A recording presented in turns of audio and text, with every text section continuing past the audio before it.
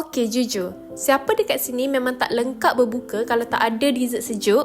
Kalau you sama macam I, this one memang you kena cuba.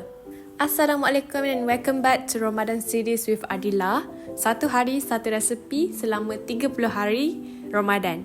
Hari ni kita buat puding buah custard yang lembut dan super comforting. First kali, tapis fruit cocktail dan asingkan buah dengan air dia. Ambil separuh buah dan susun cantik-cantik dalam acuan puding.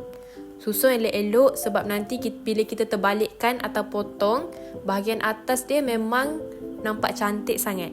Lepas tu masukkan dalam peti sejuk selama 2 jam supaya buah tu set dan tak terapung masa kita tuang adunan nanti. Sekarang kita masak bahagian custard.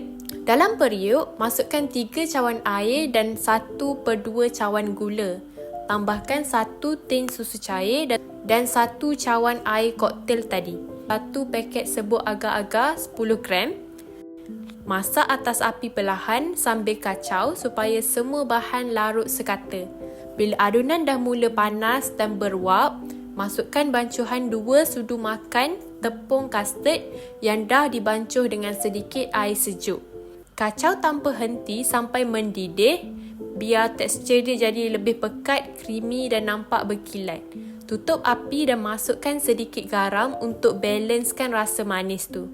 Akhir sekali, masukkan baki buah koktel dan kacau perlahan supaya buah tak hancur.